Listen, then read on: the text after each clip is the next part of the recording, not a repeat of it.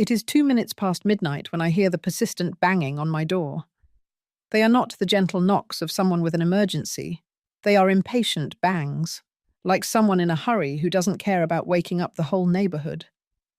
I get up, confused, my heart racing. In 65 years of life, no one has ever come to my house at this hour of the morning. I walk barefoot down the cold hallway of my small house, the one I bought with my savings after selling the big one to help Robert set up his auto parts business. With every step I take toward the door, I feel a tightness in my chest, as if something bad is about to happen.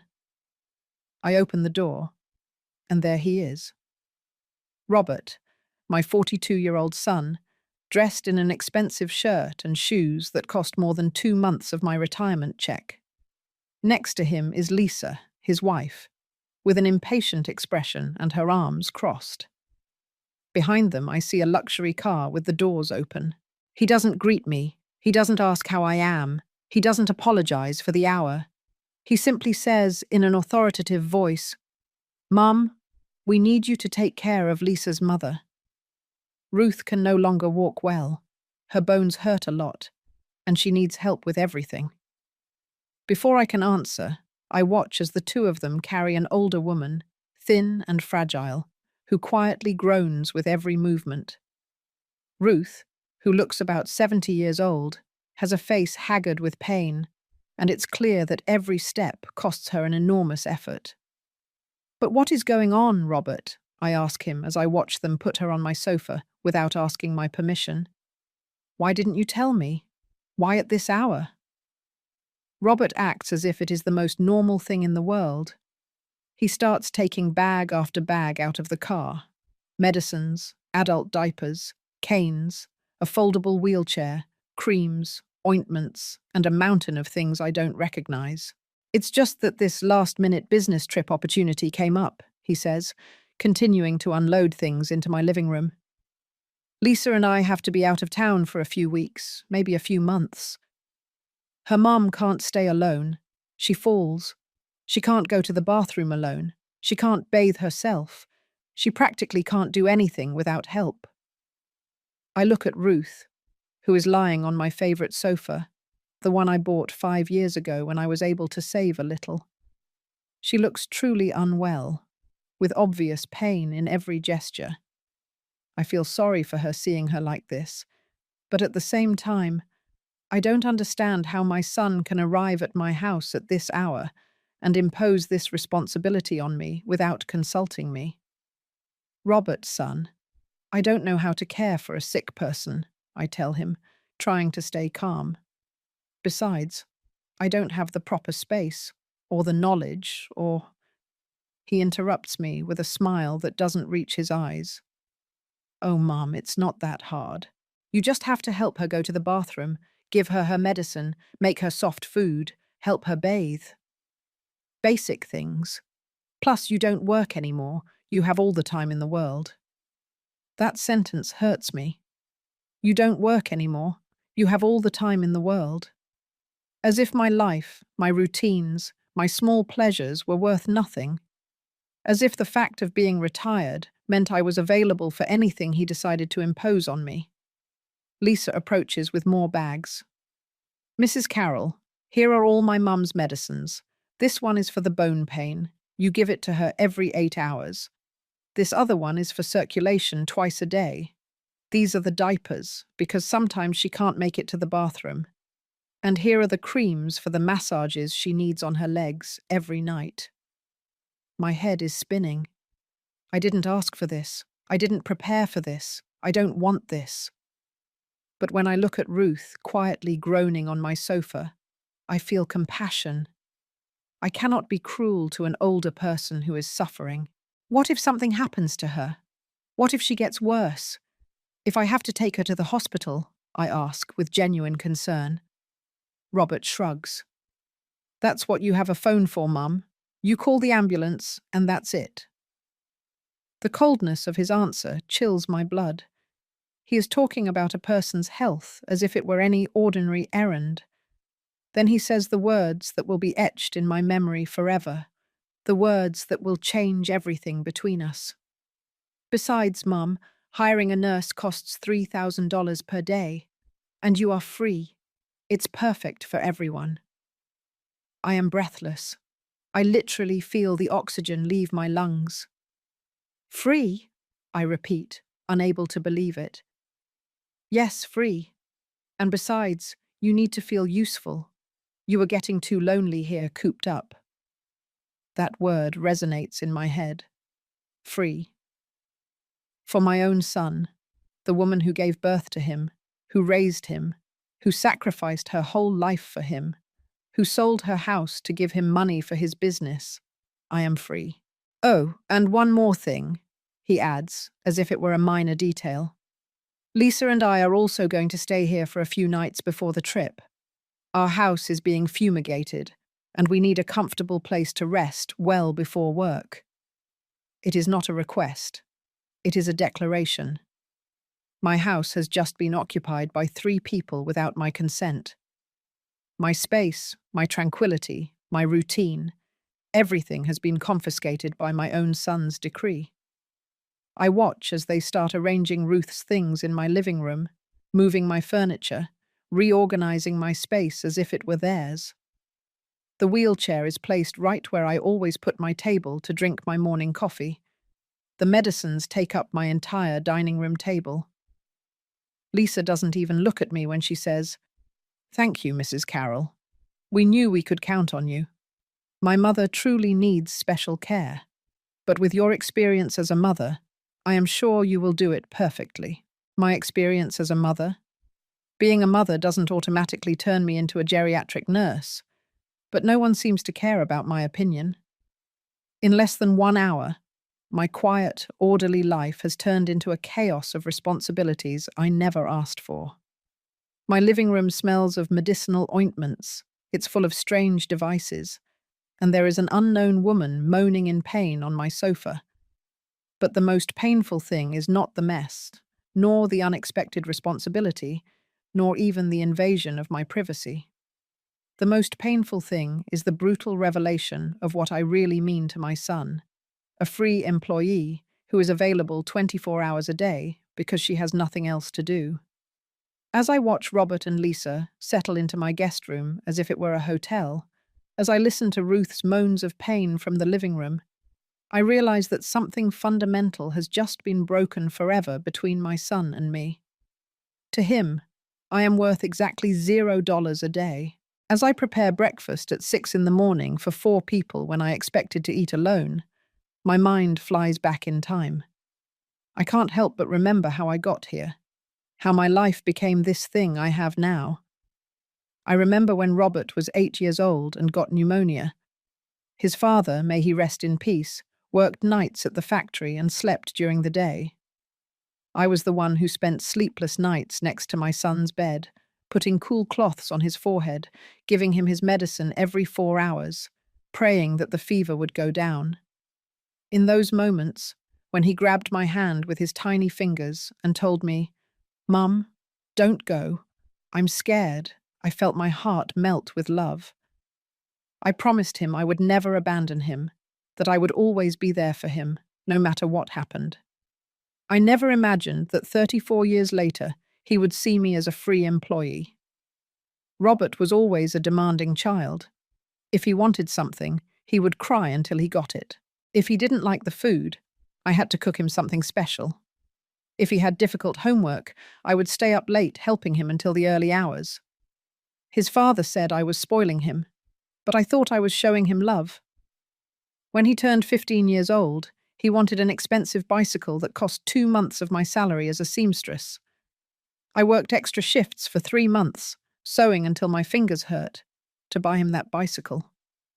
The day I gave it to him, he barely said thank you and went out to ride it. Not a hug, not a special smile. But I was happy, thinking I had made my son happy. At 18 years old, Robert announced that he wanted to study engineering at an expensive private university. His father had died 2 years earlier, and I was the only one working. The tuition cost $1,500 a month. My complete salary was $1,200. What did I do? I sold the few pieces of jewelry I had, borrowed money from my siblings, worked extra Saturdays and Sundays, and even sold my good sewing machine to buy a cheaper used one. All so my son could have the education he deserved. During the 5 years of university, I lived practically on beans and tortillas to be able to pay for his studies, his books, his transportation, and even money for his outings with friends. Robert lived like a prince while I sacrificed in silence. He never graduated. In the last semester, he decided that engineering wasn't for him and that he wanted to start an auto parts business. 5 years of my life, 5 years of extreme sacrifices, thrown away because my son decided to change his plans. But I, as always, supported him. My son, if that's what makes you happy, go ahead. Mum will support you. To start the business, he needed $50,000. I had my house, a modest 3-bedroom house that I had finally paid off with great effort. It was my only asset, my only security for old age. Robert came with numbers, projections, dreams. Mum, in 2 years I'll pay you back everything, and I'll even buy you a bigger house. This business is going to be a total success. Trust me. Against the advice of my siblings, against my own survival instinct, I sold my house. $50,000 that I handed over to Robert with the blind trust of a mother who believes in her son. With that money, I moved to this small house where I live now, and the rest I gave him for the business. Robert set up his shop, bought inventory, hired employees. During the first few months, everything seemed to be going well. He would come to visit me, tell me about the sales, about the expansion plans. But little by little, the visits spaced out. The calls became shorter. When I asked him about the money he was going to return to me, he always had an excuse. Next month. Mum, we're in the slow season now. I have to reinvest the profits to grow faster. 2 years passed. Then 3. Robert married Lisa, a woman who treated me like a bother from day one. At the wedding, which I helped pay for because it was the least I could do for my only son, Lisa didn't even include me in the main family photos. That's where the first signs began that I, blind with maternal love, decided to ignore. Robert stopped visiting me regularly. He no longer called me to tell me about his day. When I called him, he was always in a hurry, always had something more important to do. We'll talk later. Mum, I'm busy right now. The few times he came to see me, he no longer sat down to talk with me. He would arrive, eat something I prepared specially for him, take whatever he needed from the house, and leave. As if my house were a supermarket where he could take whatever he wanted without paying. When his first child was born, I wanted to be the present grandmother, the one who helps with the baby, the one who is there for whatever they need. But Lisa had other ideas. Mrs. Carroll, it's better if you don't come for a few days. The baby is very delicate, and the doctor says the fewer people who touch him, the better. I respected their wishes, but it hurt my soul not to be able to meet my grandson. When they finally let me visit him, the child was already 3 months old. He was a stranger to me. The years passed, and I watched my son build his life without truly including me in it. He had his big house, his new cars, his expensive vacations that he showed off on social media. Meanwhile, I lived off my small retirement check, stretching every dollar to make it to the end of the month. The money he borrowed from me never appeared. When I mentioned it, Robert would get annoyed. Oh, Mum, don't start with that again. You know I'll pay you when I can. But I have a lot of family expenses right now. His expenses. A new car, designer clothes, dinners at expensive restaurants, beach trips every month. My expenses, medicine for my blood pressure, basic groceries, utilities for the house.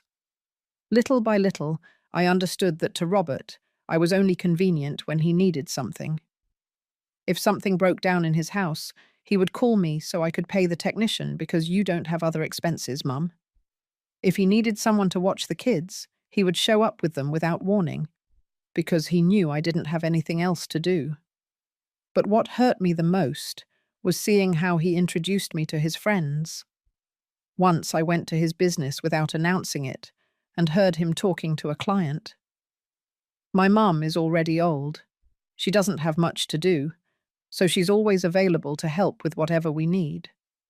As if I were an object, not a person with a life of my own. Now, as I serve breakfast to Ruth, who thanks me with a sweet smile that reminds me why I agreed to take care of her, I understand that all these years I have been trained for this. To be the one who gives and never receives. To be the one who is available regardless of my own plans.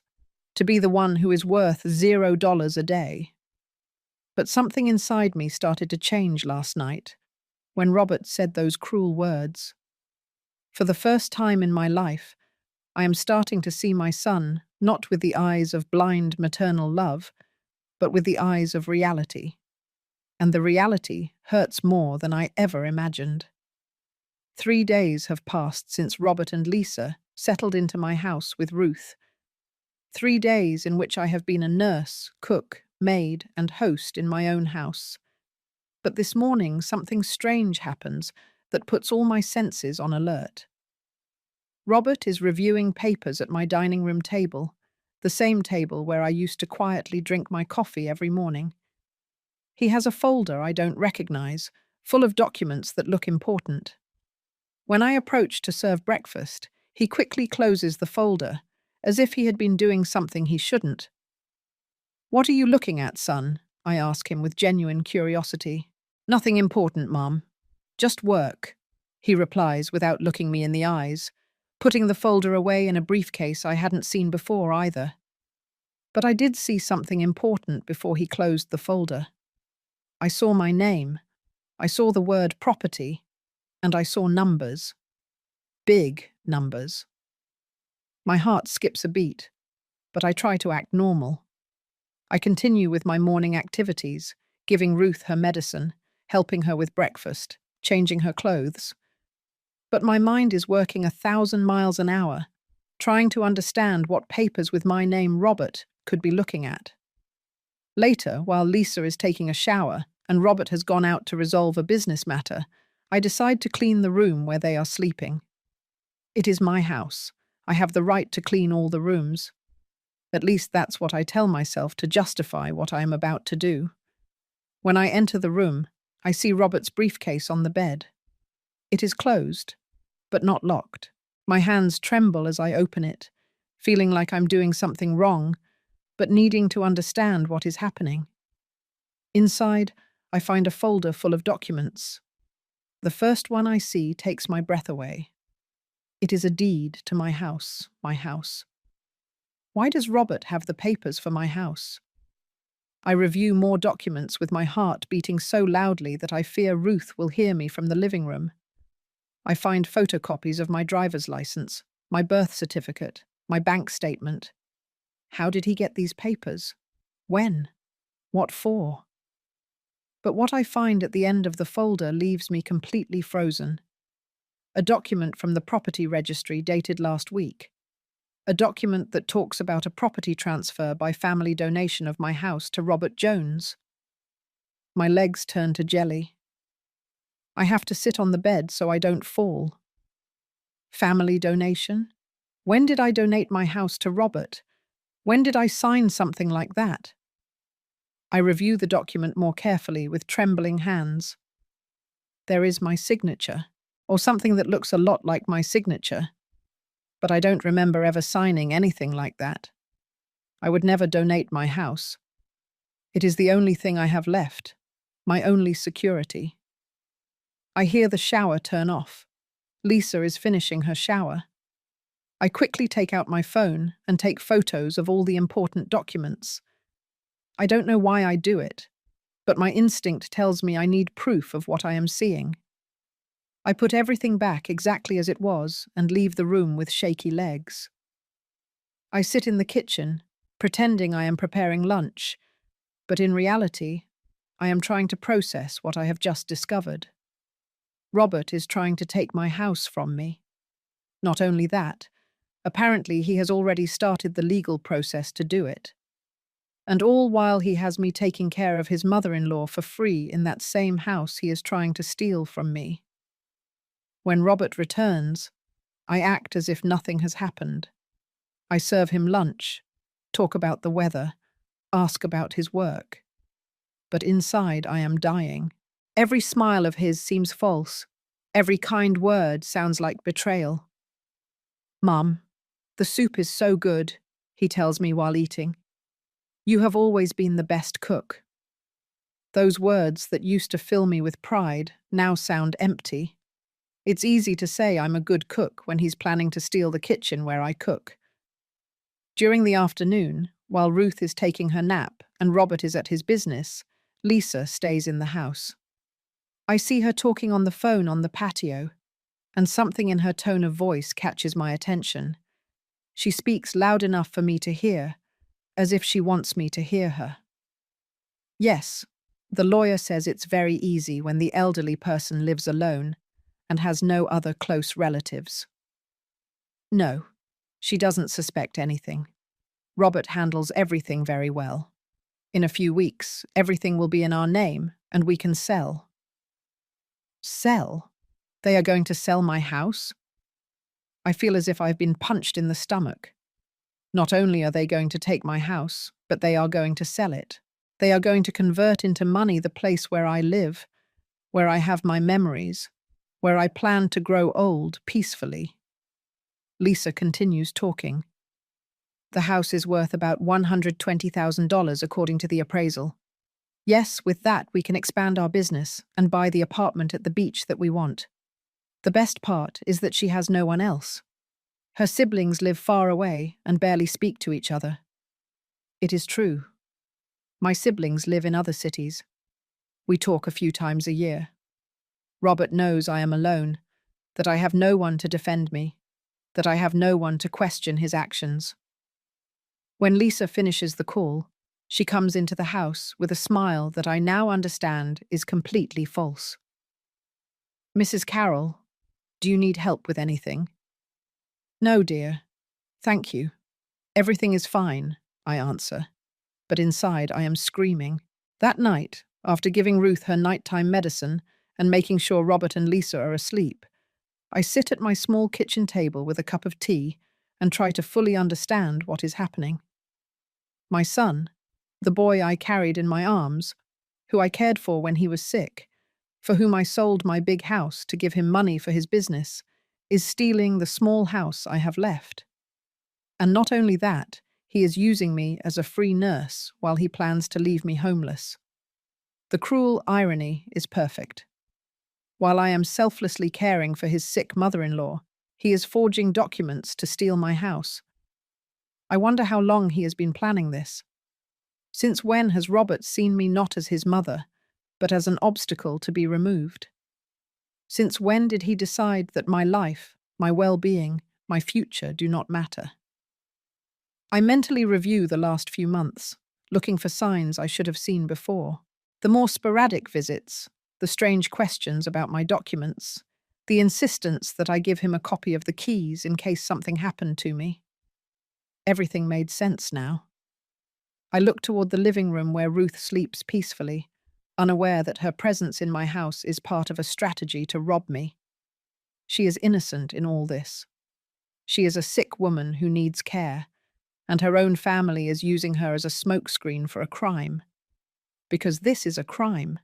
Stealing an elderly person's house, forging documents, abusing maternal trust. All of this has to be illegal. But the question is, what can I do? Who can I turn to? Who will believe me that my own son is stealing from me? For the first time in my life, I feel a different silence inside me. It is not the silence of maternal submission that I have maintained for 65 years. It is the silence of someone who is planning, thinking, preparing. Robert taught me that I can be free as a nurse, but he doesn't know me well enough to know that I can also be very expensive as an enemy. That night, As I listen to my sons snoring in my guest room, I make a decision that will change everything. I am not going to yell. I am not going to cry. I am not going to beg. I am going to act. Silently, intelligently, patiently. Because if Robert learned to be treacherous, he learned it from life. But if he is going to learn the cost of betraying a mother, he is going to learn it from me. The following days, I live in a strange state that I have never experienced before. On the outside, I am the same Carol as always. I get up early, prepare breakfasts, take care of Ruth patiently, clean the house, smile when necessary. But inside, there is a new Carol who is waking up. A woman who observes, analyzes, and plans. Ruth has become my involuntary confidant. While I give her her medicine, while I help her change position to avoid bed sores, while I prepare her soft meals, she tells me things about her family that break my heart and open my eyes at the same time. "Carol, dear, I didn't want to come bother you," she tells me one afternoon while I massage her swollen legs. "But Robert told my Lisa that you were very lonely, that you needed to feel useful, that this would be good for you." Needed to feel useful, as if I were an old pet that needs to be kept entertained. "Ruth, I don't mind taking care of you," I answer honestly. "You are a very sweet lady. What bothers me is how we got to this situation." She sighs, with that wisdom that comes with years. "Oh dear, sometimes children don't understand the cost of raising them. They think that because we are old, we no longer feel, we no longer think, we no longer have a life of our own." Those words pierce my heart because they are exactly what I am experiencing. During one of our conversations, Ruth tells me something that freezes my blood. Robert told Lisa that after selling this house, they were going to find me a place in a public nursing home, that I would be better cared for there. Selling this house. Ruth unknowingly confirms what I heard in Lisa's phone call. But there is something else. After using me to care for his mother-in-law for free, after stealing my house, they were going to get rid of her too. We are two elderly women being used and discarded by the same family. "Did you know they were going to sell my house?" I ask her carefully. Ruth looks at me confused. "Your house? I thought it belonged to Robert. He told Lisa that you had decided to donate it to him because you no longer needed it, that you were going to go live with some relatives." My blood boils. Robert is not only stealing my house, but he is already spreading lies to justify the theft. According to his version, I am voluntarily giving him my property and I'm going to go live somewhere else. Where am I supposed to go? I don't have other close relatives willing to take me in.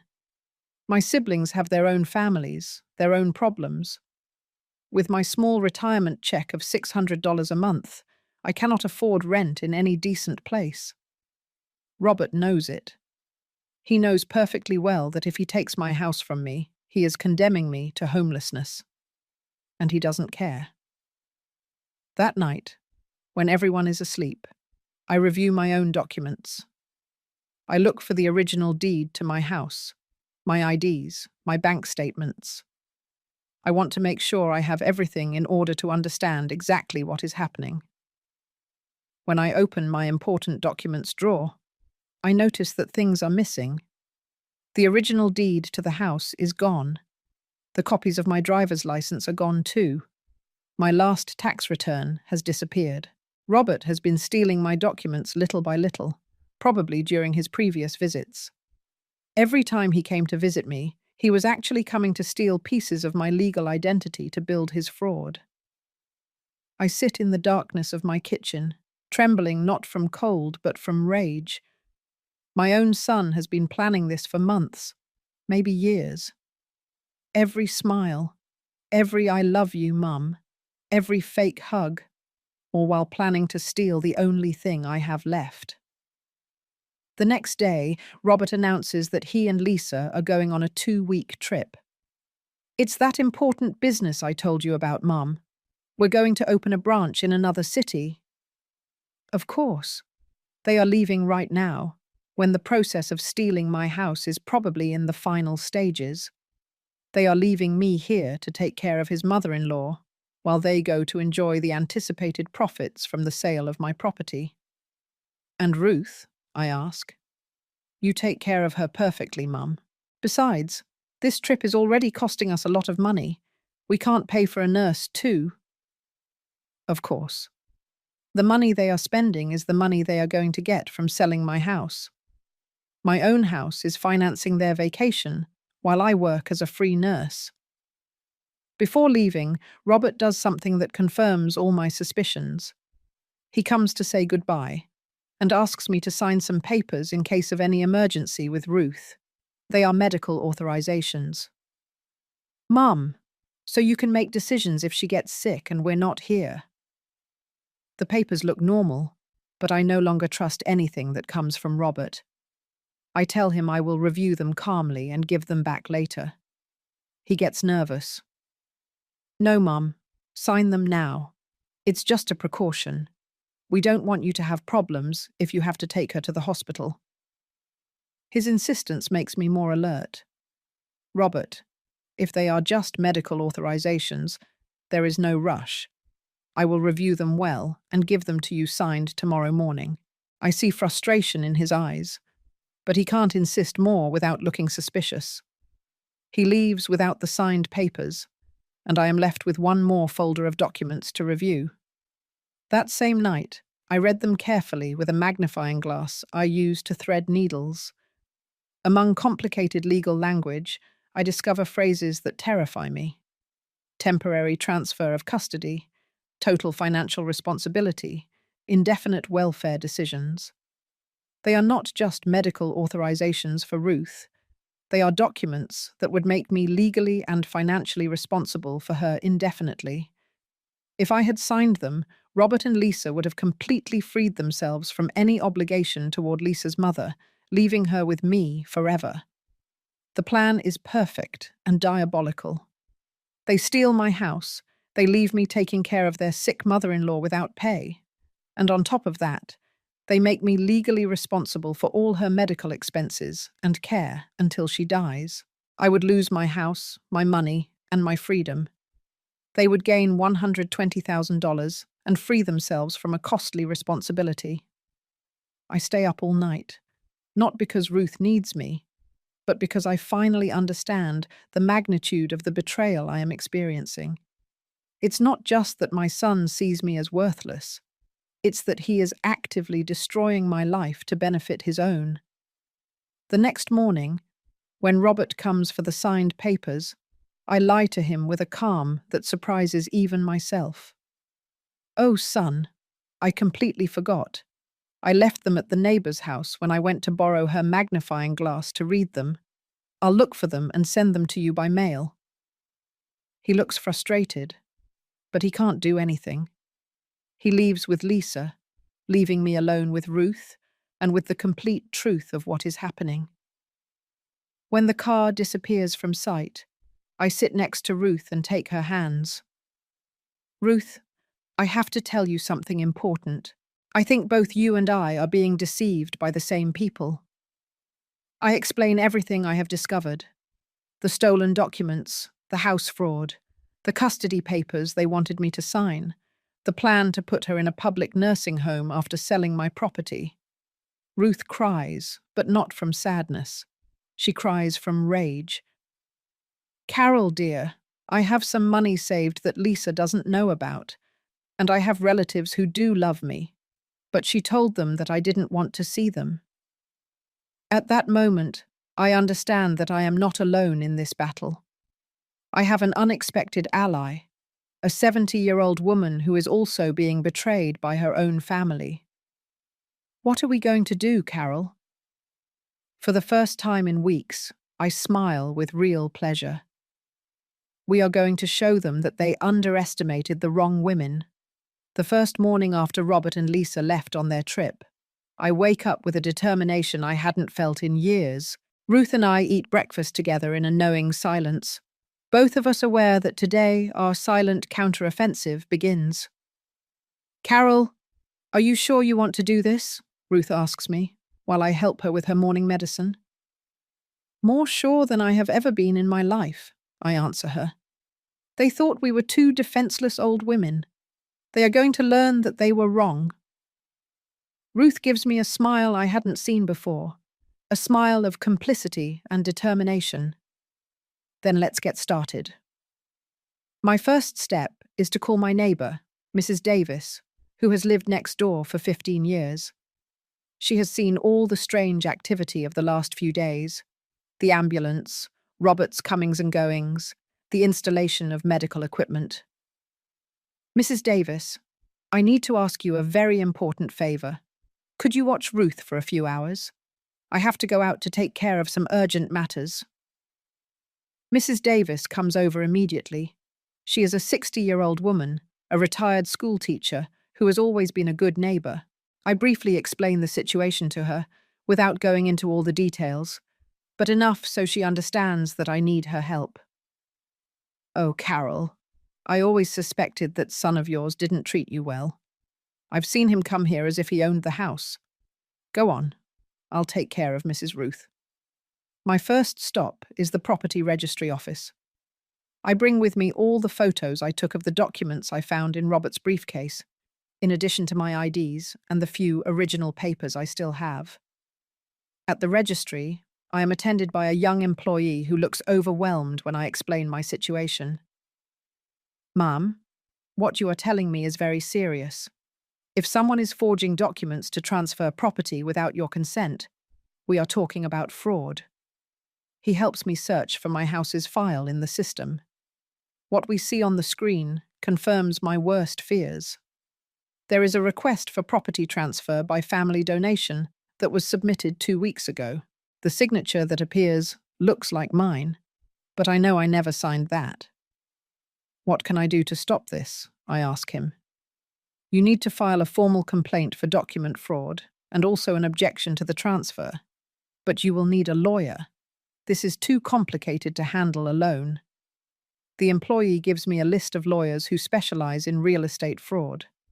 One of the names catches my attention. Thomas Miller, lawyer specializing in family scams. From the property registry office, I go directly to the office of lawyer Miller. He is a man about 68 years old, with a serious face but kind eyes. When I explain my situation, he becomes very serious. Mrs. Jones, this is more common than you think. Family fraud against older people is increasing a lot. Children who take advantage of their parents' trust to steal their properties. I show him all the photos I took of Robert's documents. The lawyer reviews them carefully with a magnifying glass. This signature is definitely forged. Look here. The pressure of the stroke is not consistent with a natural signature. And here, this date does not match the other documents. Your son made several mistakes that will make the case much easier for us. How much will all this cost? I ask, worried about my small retirement check. Look, Mrs. Carroll, I also have a mother your age. It makes me very angry to see these cases. I will only charge you $300 for the entire legal process. And if we get the house back, which I am sure we will, you don't owe me anything else. For the first time in weeks, I feel real hope. Lawyer Miller explains the plan to me. First, we are going to file a criminal complaint for document forgery. Then we are going to ask for a court order to stop any property transfer. And finally, we are going to prove that all the documentation is fraudulent. How long will it take? If all goes well, we could have a preliminary resolution in 2 weeks. The problem will be when your son finds out that we discovered everything. That is my concern too. When Robert returns and realizes that I know everything, he could become dangerous. From the lawyer's office, I go to the bank where I have my savings account. I want to review all my bank transactions to see if Robert has also been stealing money from me. The bank executive, a woman named Sarah Wilson, checks my account on her system. Mrs. Carroll, I see some strange transactions here in the last few months. There are 3 withdrawals for significant amounts that were made with your card, but at times when you normally don't come to the bank. She shows me the records. Withdrawals of $500, $400, and $600, all made on Tuesdays at 10 in the morning. I never go to the bank on Tuesdays because that is the day I go to the market. Who else has access to your card? Sarah asks me. The truth hits me like a hammer. My son has a copy of my card for emergencies. Sarah looks worried. Ma'am, your son has been withdrawing money from your account without your authorization. That is also a crime. Between the forged documents and the unauthorized withdrawals, Robert has stolen almost $2,000 of my savings. Money that I had saved for medical emergencies, for house repairs, for my security. Sarah helps me change all my access numbers and cancel the card that Robert has. From now on, he will not be able to touch a penny of my money. When I return home, it is late, but I feel different. For the first time in weeks, I feel like I am taking control of my life. Mrs. Davis welcomes me with a smile. Carol, Ruth is a very sweet lady. We talked all afternoon. She told me some things about her family that left me very worried. Ruth also had a productive day. While I was gathering legal evidence, she was making phone calls to relatives she hadn't contacted in months because Lisa had told her they didn't want to hear from her. Carol, I spoke with my sister who lives in the state capital. It turns out that Lisa told her I had dementia, that I no longer recognized anyone, that it was better not to visit me so as not to confuse me more. Another lie from Lisa to isolate Ruth from her real family. My sister wants to come visit me tomorrow, and my nephew, who is an accountant, says he wants to review how Lisa has been managing my money. That night, after giving Ruth her nighttime medicine, we both sit at the kitchen table to plan our next steps. Ruth, tomorrow when your sister comes, tell her everything. Let them know that you don't have dementia, that you are being deceived, that they want to put you in a public nursing home after stealing my house. And you, Carol, when are you going to confront Robert? I am not going to confront him. I am going to let him return from his trip thinking that everything went perfectly, that I signed the papers, that I accept losing my house, that I am the silly old woman he thinks I am. And then?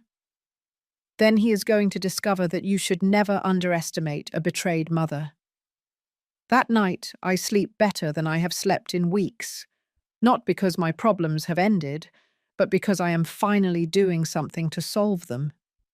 Tomorrow, Robert is going to call to ask about the signed papers. I am going to lie to him with the same ease with which he has lied to me for months, because now I also know how to play dirty. The difference is that I am playing to recover what is mine. He was playing to steal what was never his. Robert calls exactly when I expected him to, on Wednesday afternoon, when he has already been on the trip for 5 days with Lisa. His voice sounds relaxed, almost happy, like someone who is enjoying a vacation paid for with stolen money. Hello, Mum. How are things? How is Ruth doing? Everything is fine, son. Ruth is improving a lot. She even walked a little with the cane yesterday. That's good, Mum. Hey, did you already mail those papers I left for you to sign? Here comes the moment of my first strategic lie. Yes, son. I mailed them yesterday. They should arrive tomorrow or the day after tomorrow. Did you sign all of them? You didn't have trouble understanding anything? No. Everything was very clear. They were just medical authorizations for Ruth, right? Exactly, Mum. Just that. The ease with which he lies to me confirms that I have made the correct decision. If he can lie to me about papers that would make me financially responsible for his mother-in-law for life, I can lie to him about having signed them.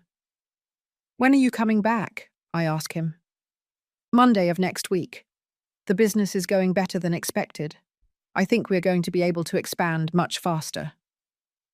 Of course, the business is going well. It's easy to expand when you plan to do it with $120,000 stolen from your mother's house.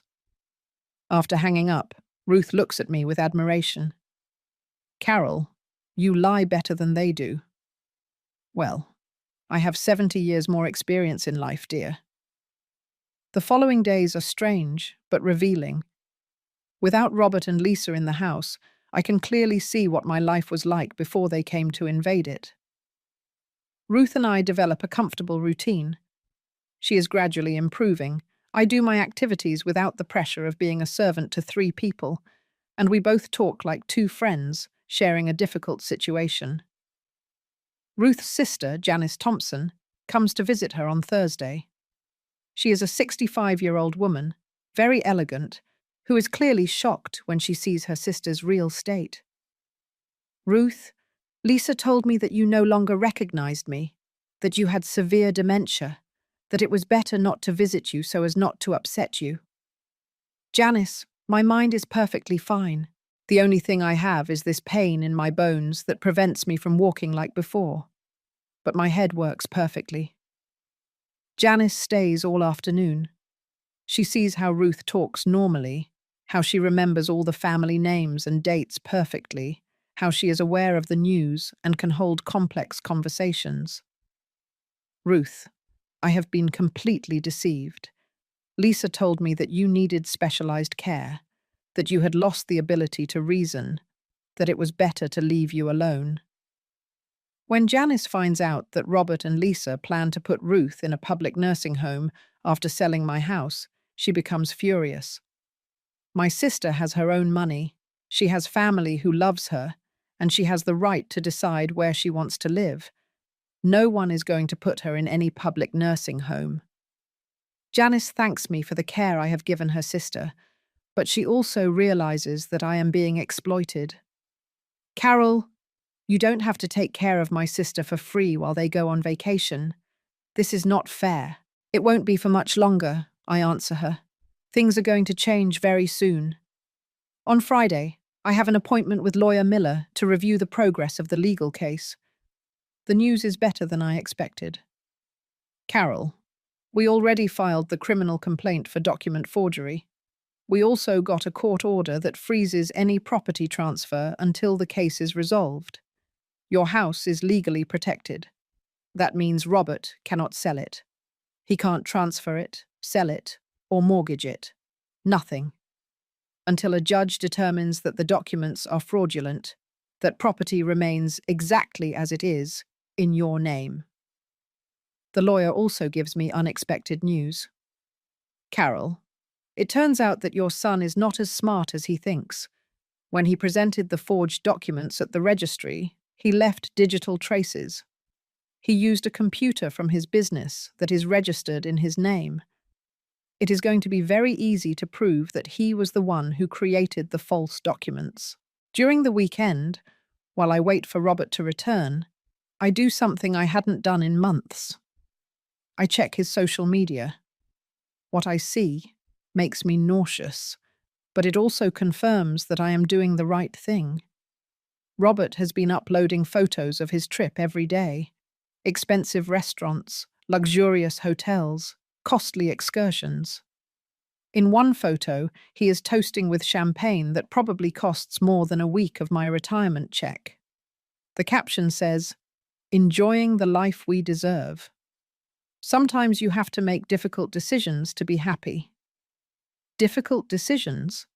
Is he referring to stealing his mother's house as a difficult decision? In another photo, Lisa is at an expensive spa with a facial treatment that must cost $300. Her comment, "I released myself from all the negativity in my life. Now only positive energies." Negativity? Does she consider me negativity? The woman who is taking care of her sick mother for free, while she gets beauty treatments with stolen money? But the photo that impacts me the most is one of Robert on the beach, smiling, with his arms open to the sea. The comment says, "Finally free of the family burdens." that prevented me from growing. New chapter of my life. Family burdens. That's what I am to him. A burden. On Monday morning, Robert calls me to let me know they will arrive in the afternoon. His voice sounds different, more confident, like someone who believes all his problems are solved. Mum, everything okay with the papers? No problems? Everything perfect, son. The papers arrived fine at their destination. Excellent. Hey, Mum. When we arrive, we have to talk about some changes. What kind of changes? Nothing important. Just some adjustments so we can all be more comfortable.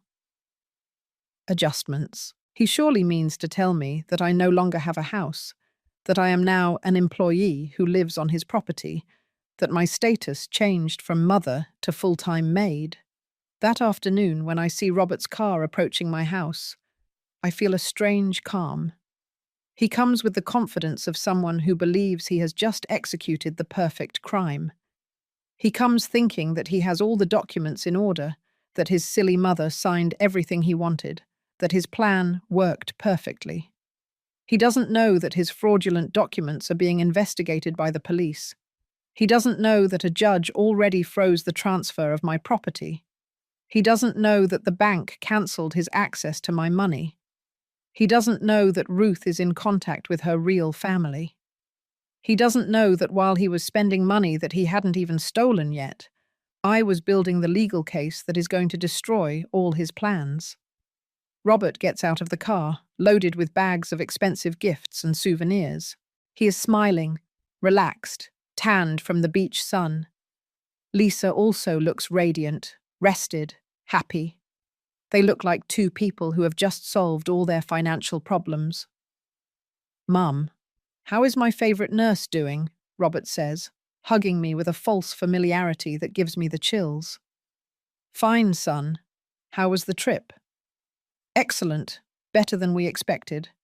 I think this is going to be the best year of our lives. Lisa greets her mother with a distracted air, like someone checking on a property they left in custody. Hi, Mum. Did you behave? You didn't give Mrs. Carroll any trouble. As if Ruth were a naughty pet. That night, during dinner, Robert is particularly talkative. He tells me about his plans to expand the business, about the possibility of opening another branch, about some investments he is considering. Everything financed with the money from the sale of my house. Mum, tomorrow we have to go together to some offices to sign some additional papers. Pure formality, but they need you to be present. Formalizing the theft of my house, he means. But I also have my own plan for this day. Last night I called Lawyer Miller and we coordinated everything. I also called Janice, Ruth's sister, to come early this morning. Janice arrives at 8, just as Robert is finishing getting dressed. He is surprised to see her. Good morning. Who are you? I am Janice Thompson, Ruth's sister. I have come to pick up my sister to take her to live with me. Robert's face changes completely. From the confident smile, it goes to confusion and then to alarm. What? No. No. Ruth is very sick. She needs specialized care. She can't leave just like that. Janice, who already knows the whole story, responds firmly. My sister does not have dementia, as you told me. She can perfectly well decide where she wants to live, and she decided to come with me. But the papers, the custody documents. Robert starts to get nervous. What custody documents? Janice asks with feigned innocence. Robert looks at me desperately. Mum, tell her that you signed the papers I left you. Tell her that you are Ruth's legal guardian now. Here comes my moment of truth. Robert, I never signed any custody papers. You told me they were only medical authorizations. But you said you had mailed them. I lied. That simple word, I lied, said with all the calm in the world, completely throws him off. His perfect mother, his obedient mother, his mother who never questions anything, has just admitted that she deliberately lied to him. Lisa runs down, hearing the raised voices. When she sees Janice with suitcases next to Ruth, she panics. No, my mum can't leave. She is very sick. She can't take care of herself. Ruth, who has been silent until now, speaks with a stronger voice than we had heard in weeks. Lisa, my mind is perfectly fine. I just have trouble walking. But with physical therapy, I will improve. I am going with my sister because I want to be with family who truly loves me. But the expenses, the care, it's very expensive, Lisa screams. Janice smiles. Ruth has her own money, money that you have been managing without her permission. My nephew, the accountant, is already reviewing all the accounts. Robert and Lisa look at each other in terror. Not only is their perfect excuse to steal my house escaping them, but they are also going to be investigated for mismanagement of Ruth's money. Robert, let's go do the paperwork now, Robert says, trying to regain control. We will resolve this later. We are not going anywhere, I answer him with a calm that surprises me. What do you mean, no? We have an appointment with the notary. I don't have an appointment with any notary. You have an appointment to try to complete the theft of my house. Robert is speechless. His perfect plan is crumbling before his eyes, and he doesn't understand how. The doorbell rings. It is Lawyer Miller, who arrives exactly at the agreed time. Good morning, Mrs. Carroll. I am Thomas Miller, your lawyer. Are the other parties involved in the real estate fraud present? The word fraud drops like a bomb in the room. Robert turns completely pale. Fraud? What are you talking about? What lawyer? Mum, what is going on here? Lawyer Miller opens his briefcase and takes out a thick folder. Mr. Robert Jones, I have here a criminal complaint for document forgery, a court order that freezes the transfer of your mother's property, and evidence of unauthorized access to bank accounts. Robert slumps into a chair, completely pale. No, I don't understand. Mum, what have you done? What I should have done a long time ago, defend myself. Lisa tries to intervene. This is a misunderstanding. Robert was just helping his mum with the papers. Lawyer Miller looks at her coldly. Helping? Forging your mother's signature on property transfer documents is helping. He takes out copies of the fraudulent documents and shows them to them. Look here. This signature is clearly forged. The pressure of the stroke, the speed of writing, everything indicates that it was not done by Mrs. Carroll. Robert attempts a desperate strategy. Mom is very old. She gets confused. Maybe she signed and doesn't remember. Robert, I tell him with a voice he had never heard from me. I am 65 years old, not 95. My mind is perfectly clear. Clear enough to remember every lie you have told me in the last few months. The lawyer continues. In addition to the real estate fraud, we have evidence of unauthorized withdrawals from your mother's bank account for a total of $1,500. Lisa becomes hysterical. This is a trap. They are manipulating her. Mrs. Carroll had always said that the house was going to be for Robert. I never said that, I respond firmly. You invented it to justify your plans. At that moment, another person arrives, a police officer whom Lawyer Miller had called to be present. Mr. Robert Jones, the officer asks. Yes, it's me. You need to come with us to make a statement about the complaint of real estate fraud filed against you. Robert gets up, trembling. You are arresting me. For now, we just need your statement, but I recommend you get a lawyer. Lisa begins to cry.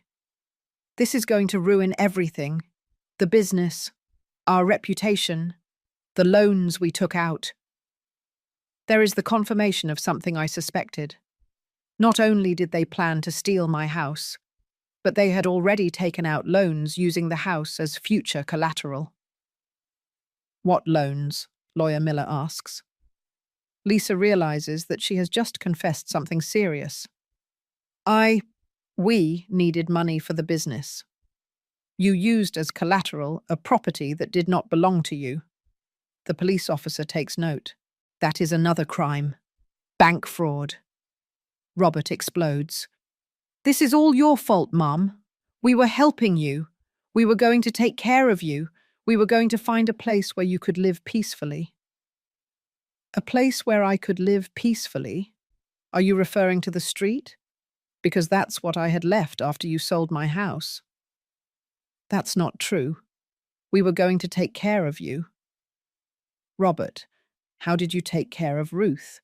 Planning to put her in a public nursing home after using her illness to steal my house. The officer intervenes. Sir, we need to go. We have to complete your statement. As Robert is led out in handcuffs, followed by Lisa, who can't stop crying, Janice finishes packing Ruth's things. Carol, are you going to be okay? Ruth asks me before leaving.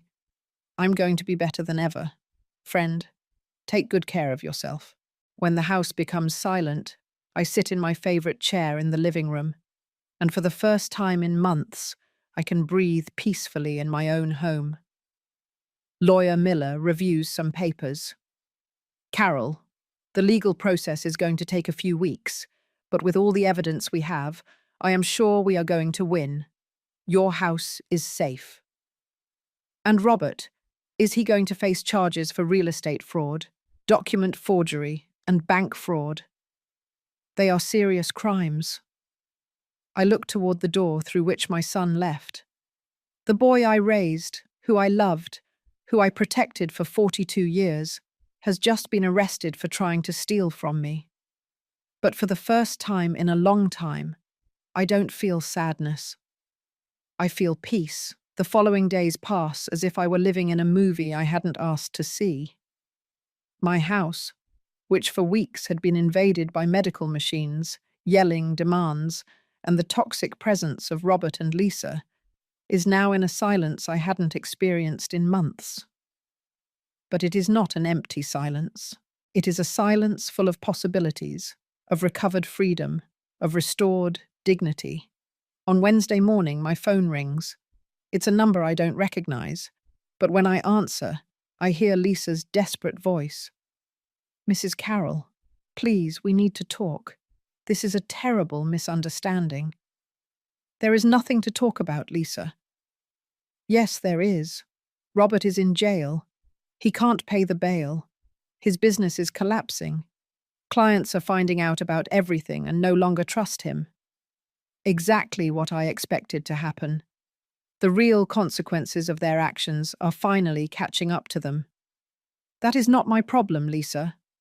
But you are his mother. Children make mistakes. He loves you. That word, love, said by her, makes me laugh. Love? Calling stealing my house and leaving me on the street, love? He wasn't going to leave you on the street. We were going to take care of you. Like you were taking care of your mother, planning to put her in a public nursing home. Lisa falls silent for a few seconds, probably realizing that she has no valid arguments. Mrs. Carroll, please, if you drop the charges, we will give you back everything. We will give you back your money, we will apologize, and we will never bother you again. Everything? Are you going to give me back the years of sacrifice I made for Robert? Are you going to give me back the trust I had in my son? Are you going to give me back the nights I didn't sleep, caring for your mother for free while you spent stolen money on vacations? We will pay you for taking care of my mum. We will give you what a nurse would have cost. $3,000 per day for 2 weeks? $42,000? Total silence on the other end of the line. That's what I thought. They don't have that money because they already spent it. Mrs. Carroll, please. Lisa, the next time you want to talk to me, let it be through your lawyers. I hang up the phone and feel strangely good. For the first time in my life, I hung up the phone on a family member, and it felt liberating. On Thursday, I receive an unexpected visit. My brother David, who lives in another city and with whom I talk a few times a year. He arrives worried because he found out from other relatives what is happening. Carol, why didn't you tell me what Robert was doing? Why didn't you ask me for help? Because you don't want to admit that your own son is stealing from you. It's too shameful. David is furious. That scoundrel. Mum and Dad would be turning over in their graves if they knew what he did. David, I raised Robert with so much love. I gave him everything I could, more than I could. Where did I go wrong? You didn't go wrong at all, Carol. Some children just turn out bad, no matter what you do. My brother stays with me for 3 days. It is comforting to have a real family member, someone who loves me without hidden agendas, someone who is genuinely concerned about my well-being. On Friday, Lawyer Miller calls me with news that leaves me speechless. Carol, the bank where Robert requested the loan using your house as collateral, filed an additional complaint. It turns out that he also forged your signature on those documents. Now he faces federal charges. What does that mean? That if he is found guilty, he could go to federal prison for several years. Financial crimes are taken very seriously. I feel a strange mix of satisfaction and sadness. Satisfaction because justice is working. Sadness because it is my son who will face the consequences. During the weekend, some neighbors who had found out about the situation come to visit me. Mrs. Davis, who had helped me by caring for Ruth, arrives with a homemade dessert. Carol, the whole block is talking about what happened. I always suspected that son of yours didn't treat you well, but I never imagined it would go this far. Other neighbors tell me things that open my eyes more. Carol, we saw Robert several times checking the exterior of your house, measuring things, taking pictures. We thought maybe he was going to do some remodeling. He was appraising the property to know exactly how much money he could get from the sale. We also saw him once taking papers out of your mailbox when you weren't home. We thought it was strange, but we didn't want to get involved. Robert had been intercepting my mail, probably to control what information reached my hands. On Monday morning, I receive a call that surprises me. It's Ruth from her sister's house. Carol, dear, how are you? Fine, Ruth. And you? How do you feel at your sister's house? Like I'm in heaven. Carol, Janice is giving me physical therapy. I'm eating well, and most importantly, I'm with people who truly love me. I'm very glad to hear that. Carol, I have news. My nephew, the accountant, finished reviewing how Lisa was managing my money. It turns out they stole almost $15,000 from me over the last 2 years. Another revelation about the true nature of Robert and Lisa. What are you going to do? We already filed another complaint. Lisa is also going to face charges for theft and financial abuse of an elderly person. Justice. Finally, real justice for all the people who had been hurt by this couple of scammers. On Tuesday, Robert calls me from jail. His voice sounds completely different from the confident man who had gone on a trip 2 weeks ago. He sounds broken, desperate, scared. Mom, please, I need you to come visit me. No, Mom, I'm your son. I need your help. Robert, when I needed respect, you gave me humiliation. When I needed honesty, you gave me lies. When I needed support, you gave me betrayal. Mum, I love you. Everything I did was to secure our future. Our future? Robert, your plan was to leave me without a house, without money, without anything. Where was I in that future of yours? We were going to take care of you. We were going to find you a nice place to live. With what money?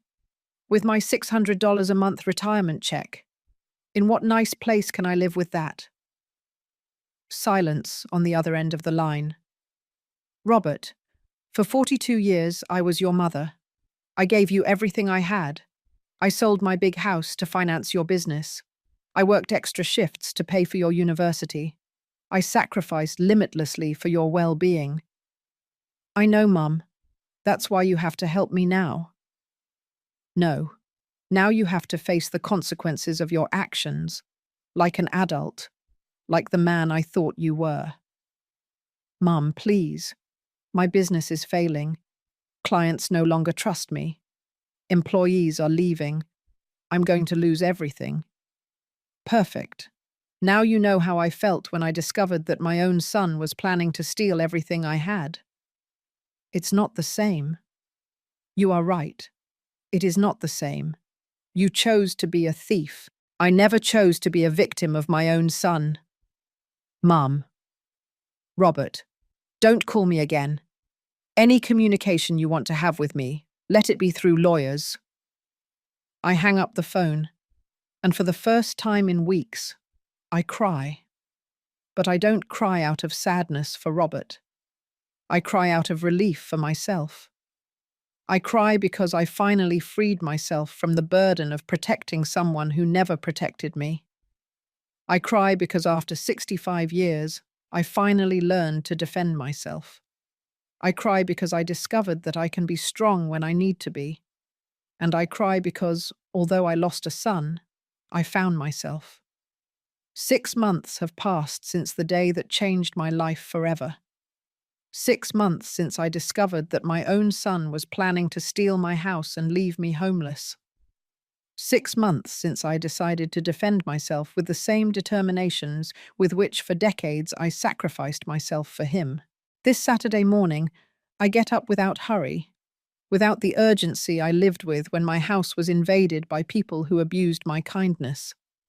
I quietly prepare my coffee, listening to the singing of the birds that nest in the mango tree in my yard.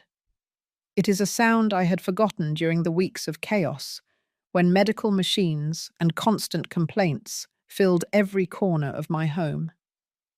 Robert's trial ended 3 weeks ago. The judge found him guilty of real estate fraud, document forgery, and bank fraud.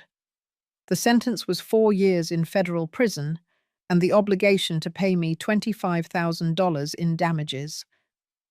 Lisa received 2 years in prison for her participation in the fraud and for the theft of Ruth's money. When lawyer Miller communicated the sentence to me, I didn't feel the vengeful satisfaction I had expected. I felt something deeper and more healing. I felt that justice had been restored, that my dignity had been recognized, that my value as a person had been validated by a system that took seriously the abuse I had suffered. My house is truly mine again now. The false documents were officially annulled.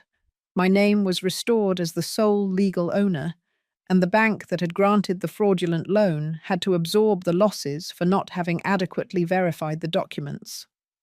My property, which Robert had planned to sell for $120,000, was officially valued at $140,000 during the legal process. With the money from the damages, I had the entire house painted. I chose colors that I like, not the neutral tones that Robert always said were more appropriate for my age. My living room now has soft yellow walls that reflect the morning light in a way that makes me smile every time I enter. My kitchen is mint green, a color I always liked but never dared to use because Robert said it was too youthful for a woman my age. I also bought new furniture, a comfortable queen-size bed to replace the twin bed where I had slept for years, because Robert insisted that a single woman did not need a large bed. A spacious, soft sofa where I can sit to read or watch television without the back pain my old, worn-out furniture gave me. A nice dining room table where I can receive the friends I have been regaining, those friends I had neglected for years, because Robert always had some emergency that required my immediate attention. Ruth comes to visit me once a week. She has improved immensely living with her sister Janice. She can already walk without help for short distances, and her attitude is completely different. She is no longer the dull, complaining woman that Robert and Lisa had brought to my house. She is a lively, conversational lady, full of plans and projects. She tells me about the knitting classes she is taking, about the afternoons she spends playing cards with other neighborhood ladies at her sister's house, about the grandchildren she can now see regularly because she is no longer isolated by Lisa's lies. During one of her visits, Ruth confessed something to me that deeply impacted me. She told me that during the weeks she was in my house, she knew perfectly well that Robert and Lisa were planning something bad with me. She had overheard phone conversations, seen documents, noticed the strange behavior of her daughter and son-in-law. But she felt so dependent, so afraid of being abandoned, that she decided to keep quiet. Her confession made me understand something important about my own situation. For decades, I had also decided to keep quiet about Robert's abuse because I was afraid of losing the relationship with my only son. I had normalized his lack of respect, his irrational demands, his way of treating me as if I were his personal employee, because I believed it was better to have a son who mistreated me than not to have a son at all. Now I understand that that logic was profoundly wrong. A son who abuses his mother, who steals from her, who plans to leave her destitute, is not truly a son in the emotional sense of the word. He is a parasite who uses the family bond as a tool for manipulation and control. My brother David visits me regularly since he found out everything I went through. He comes every 2 weeks. Sometimes he brings his wife. Sometimes he comes alone. We talk about family, about memories of our childhood, about our parents. It is comforting to have a genuine family relationship, a relationship based on real love and not on mutual convenience or emotional manipulation. David has insisted several times that I consider moving to the city where he lives, that I stay at his house, that I let him take care of me in my old age. But I have decided to stay here, in my recovered house, in my own space. After decades of sacrificing my comfort and my desires for other people, I have finally learned to value my independence and my right to live the way I want to live. I have developed a routine that fills me with satisfaction. I wake up when my body naturally wakes up, not when someone else needs me to be available. I eat breakfast peacefully while reading the news or listening to music. I dedicate my mornings to caring for my small garden, where I have planted flowers and aromatic herbs that I always wanted to have, but never had time to maintain. I spend my afternoons reading, watching movies I like, or visiting the neighbors who have become real friends. On Sunday mornings, I walk to the neighborhood church, not necessarily because I am very religious, but because I enjoy the walk, the cordial greeting with other people from the neighborhood, the feeling of belonging to a community that sees me as a valuable individual and not as a useful tool to solve other people's problems. Robert wrote me several letters from prison. The first were letters of supplication, trying to convince me to drop the charges, promising me that he had learned his lesson, swearing that he would never hurt me again. Then came letters of emotional manipulation, reminding me of all the happy moments of his childhood, talking about the love he had always felt for me, trying to make me feel guilty for having abandoned him in his time of greatest need. The most recent letters have been letters of anger. He blames me for ruining his life, accuses me of being vengeful and cruel, tells me that a true mother would never have allowed her son to go to jail. In those letters, I see Robert's true personality, the personality that had been hidden behind years of manipulation and false displays of affection. I have not responded to any of his letters. I read them to remind myself why I made the decisions I made, but I don't feel any obligation to give him the emotional comfort he is looking for. For 42 years, I was the one who sought his approval, his affection, his recognition. Now it is his turn to seek mine, and he has forever lost the right to receive it. This afternoon, as I water the plants in my garden and feel the warm autumn sun on my face, I reflect on the path that brought me here. I realize that the woman I am today is a version of myself that I had never known before. She is a woman who knows how to defend her rights, who does not accept being mistreated by anyone, who understands that true love never requires the total sacrifice of personal dignity. I don't feel resentment toward Robert. Resentment requires emotional energy that I prefer to invest in my own happiness and well-being. What I feel is a kind of distant pity, the same pity I would feel for any person who has made such destructive decisions that irreparably ruined the most important relationships in their life. When the sun sets and I turn on the lights of my recovered house, I sit on my new sofa with a cup of tea and look around my living room. I see walls painted with colours that I chose, furniture I bought for my comfort, plants I cared for with my own hands, photographs of people who truly love me.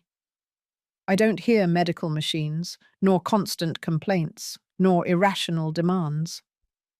I hear the peaceful silence of a house that completely belongs to the person who inhabits it. This silence is not the silence of loneliness. It is the silence of peace. It is the silence of a woman who finally learned that her own well-being matters, just as much as the well-being of the people she claims to love. It is the silence of someone who closed the door not out of hatred, but out of self-love. And by closing that door, a completely new world of possibilities and dignity opened up.